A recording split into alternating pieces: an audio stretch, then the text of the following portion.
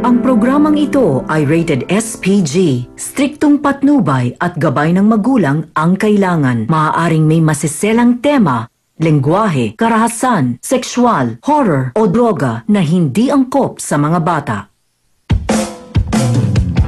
I will be here for you.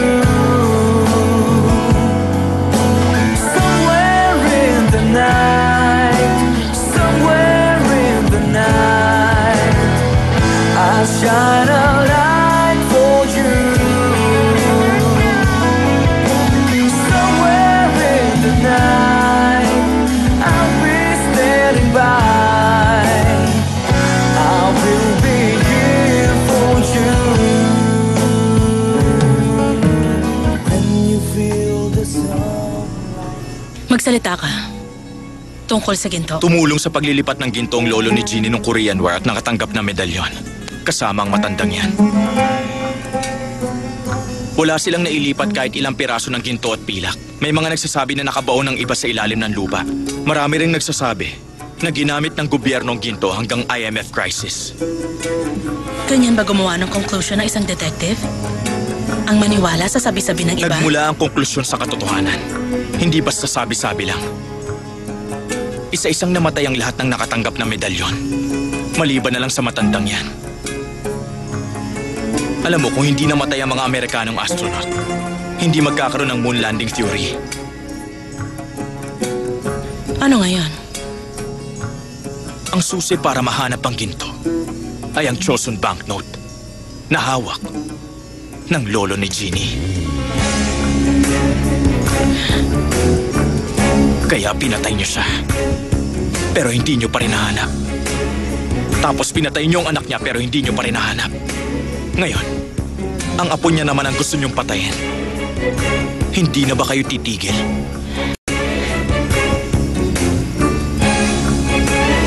Alam mo, malapit ka na sa katotohanan. Pero hindi pa rin yan ang totoo. Dahil ang katotohanan ay hindi dapat malaman ng buong mundo tungkol sa ginto. Ang alam ng iba, ligtas mong nailipat ang ginto kaya nakatanggap ka ng medalyon. Pero, kung malalaman ng buong mundo na kinuha mo ang ginto, hindi lang medalyon ang mawawala sa'yo. Dahil sigurado ko, hindi magiging presidente ang anak mo.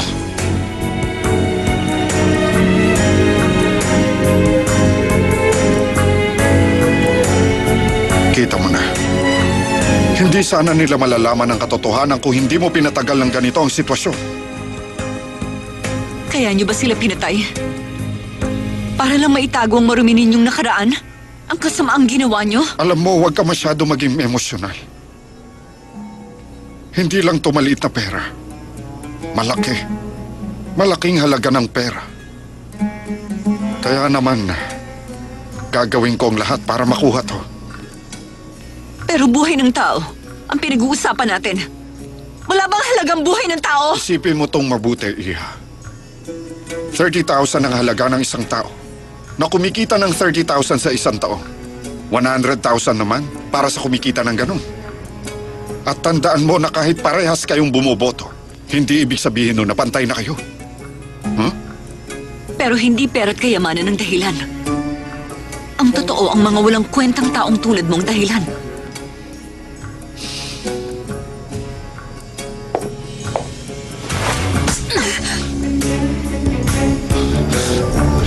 Gusto kong alamin mo ngayon kung sino pa ang nakakaalam ng mga alam nila. Sige po. Sigurado akong mahihirapan tayong paaminin yung private investigator niya. Meron akong alam na paraan para umamin siya. Huwag na po kayong mag-alala. Magaling. Ngayon nakikita ko na magtatagumpay tayo.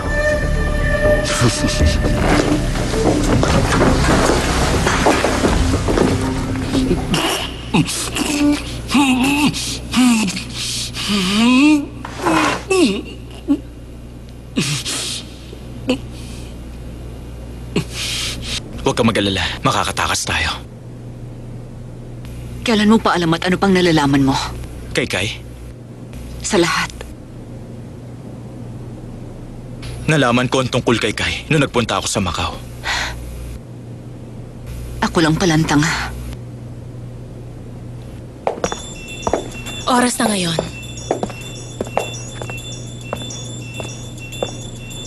Para mamatay kayo. Sandali. Hindi niyo kami pwedeng patayin. Wala bang negosasyon? Alam mo na wala na tayong dapat pag-usapan pa. Ano bang akala mo? Kami lang ang nakakaalam ng sikreto nyo. Kung ganon, ibig sabihin meron pang ibang tao na nakakaalam. Isa akong detective. Sa tingin mo ba mag-isa ko lang gagawin ng ganito kalaking kaso? Kung ganon, gusto kong malaman kung ilan na nakakaalam. Pwede mo bang sabihin sa akin ngayon? Simulan mo na.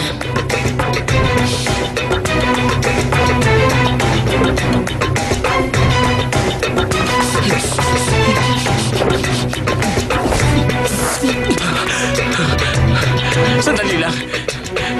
Kilala mo naman ako, hindi ba?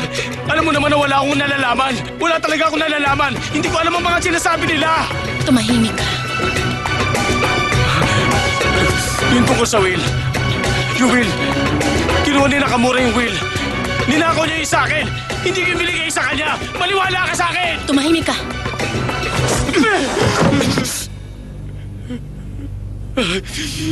Isa yung protein-based na lason. Pero mas kilala yan sa tawag na rattlesnake poison. Anong ginagawa mo? Magsalita ka at pakakawalan ko siya. Sandali! Sandali lang, may alam ako! Sasabihin ko sa inyo! May alam ako! Maawa ka! Jiwoo! Jiwoo, tulungan mo ako! Sabihin mo na sa kanila, magsalita ka! Sabihin mo na. Tama na. Sandali! Sandali lang! Huwag mo akong patayin! Sige na, Jiwoo! Sabihin mo na sa kanya! Magsalita ka! Papatayin niya ako! Magsalita ka, Jiwoo! Papatayin niya ako! Sabi ko, tama na! Wala akong nalalaman! Wag! Tama na! Parang awa niyo na! Ako lang ang may alam! Nagsinungaling ako! Hindi totoo ang mga sinabi ko! Sinabi ko lang ang mga bagay na yun para hindi niyo kami patayin! Tama na! Tama na! Huwag na kayong pumatay ng mga tao!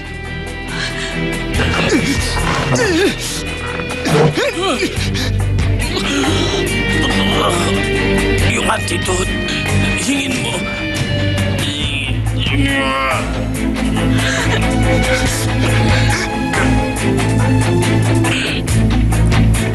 Jiwoo! Jiwoo! Namatay ako dahil sa kagagawan mo. Ikaw ang pumatay sa akin.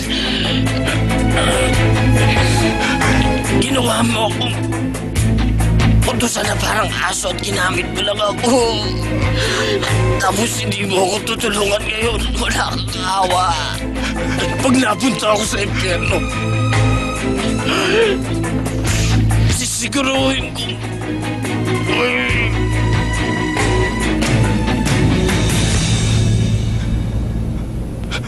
Jack, Shifu! Shifu! Gumising ka! Shifu!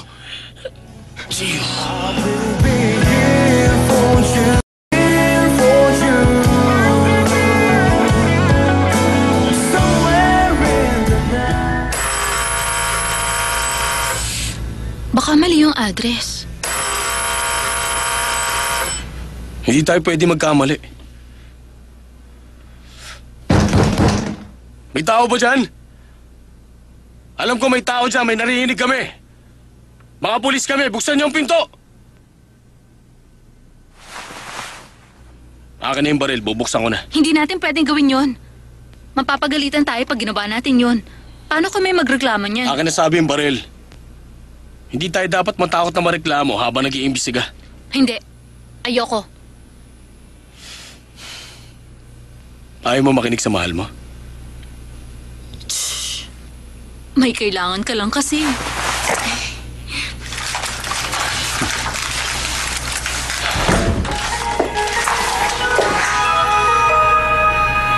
Anong kailangan nyo? Mga pulis kami. Nakita na tayo dati. Talaga? Ngayon lang kita nakita. Sa pagkakaalam ko, magaling ang memorya ng mga professor, hindi ba? Naaalala mo, nagtutukan tayo ng baril sa Japan?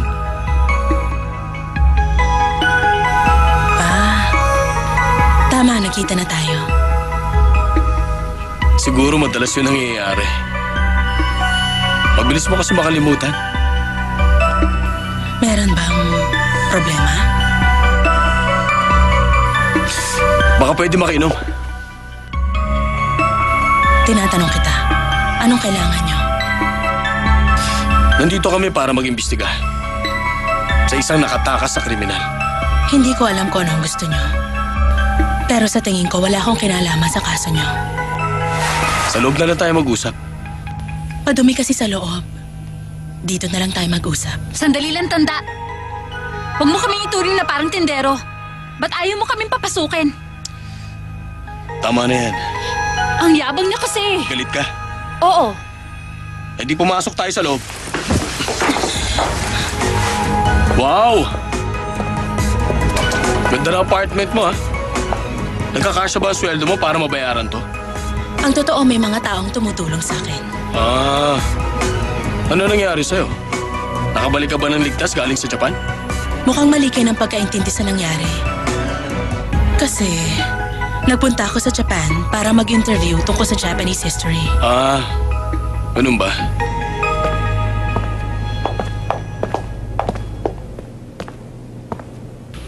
Paano ba tayo magsisimula? Kilala mo si Jiang Shifu, hindi ba? Hindi. Ngayon ko lang narinig ang pangalan na yon. Siguradong kilala mo siya. Nalaman ko na sa niya kinuha yung will. Huwag ka na magsinungaling pa. Sino nagsabi? Si Jiang Shifu? Siya ba mismo ang nagsabi na ako ang nagbigay sa kanya ng will? Oo.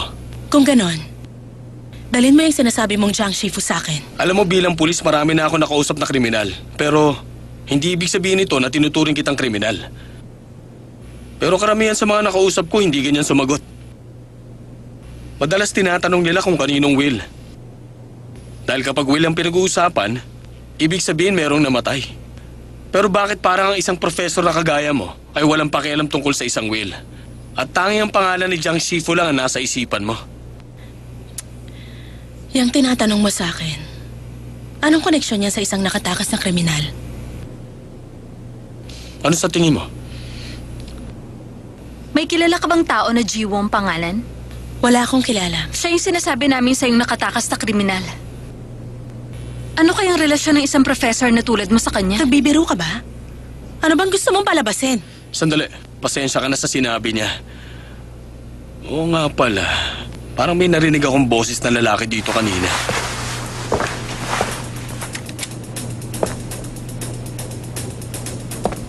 Ikaw lang mag-isa dito, di ba?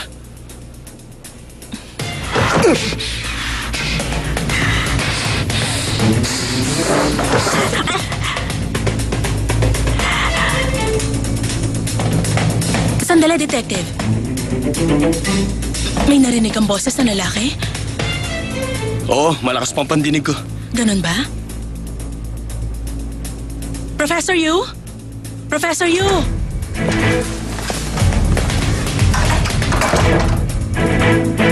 Tinawag mo ako? Mukhang hindi soundproof ang kwarto na to. Kausapin mo ang management. Sabihin mo ayusin nila. Oo nga pala, si Professor Yu. Siya ang assistant ko. Kumusta na kayo? Mabuti. Ipagpatuloy mo na yung ginagawa mo. Sige. Sige po. Sandali. Bakit hindi muna tayo mag-usap? Pasensya na. Pero marami pa akong gagawin. Isa akong pulis. Kung pwede, makipagtulungan ka sa amin. I will be here for you.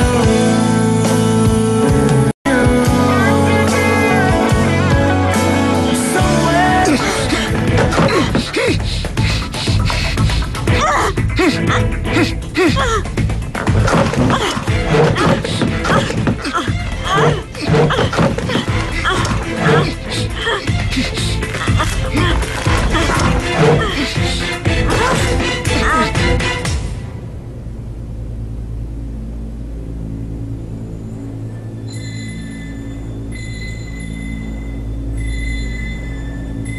Professor ka ba talaga? Oo. Parang kamay kasi ng boksingero mga kamao mo. Madalas ka siguro mag-workout. Oo. Pampalipas oras lang. Pasensya na pero marami pa kaming gagawin. Kaya hindi tayo makakapag-usap ng matagal.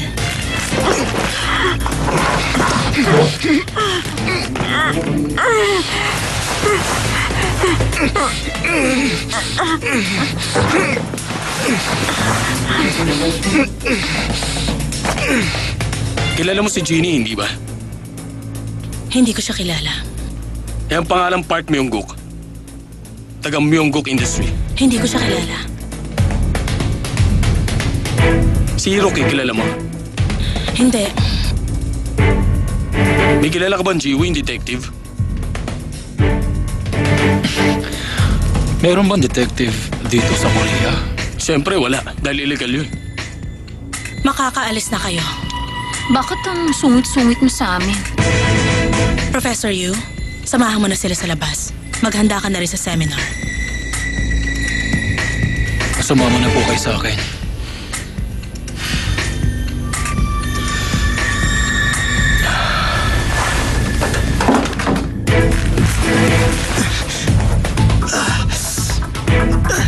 Sandali lang.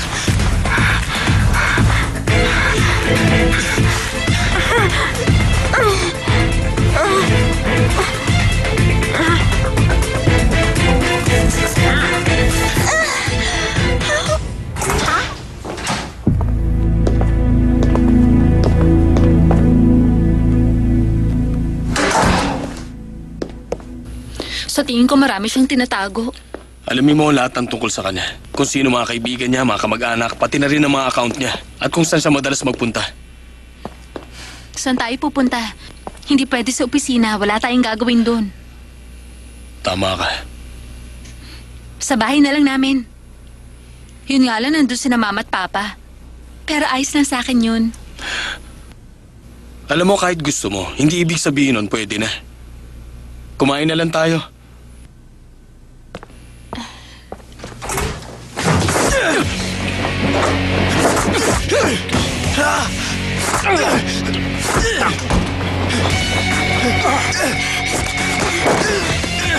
Tulungan niyo kami dito.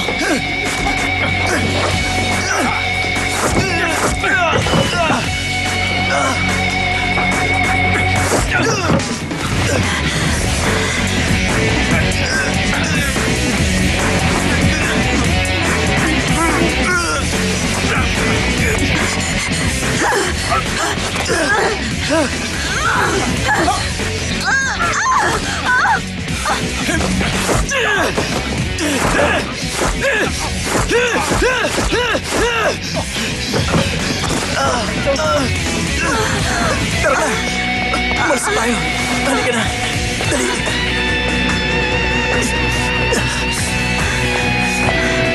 Halika na!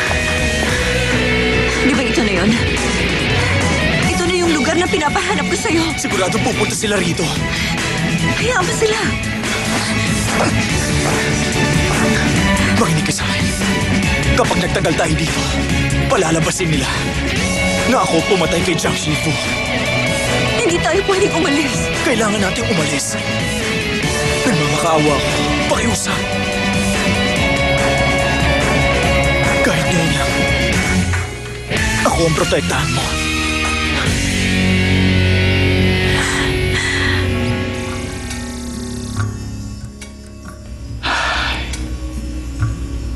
Parang may mali dito.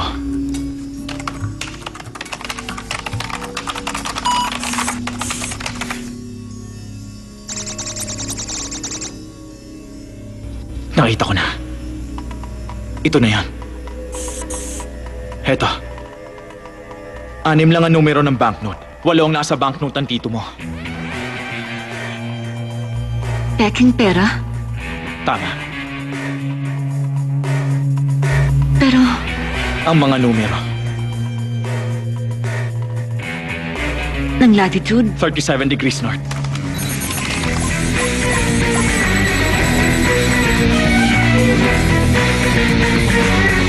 Bundok ng Chonmasan.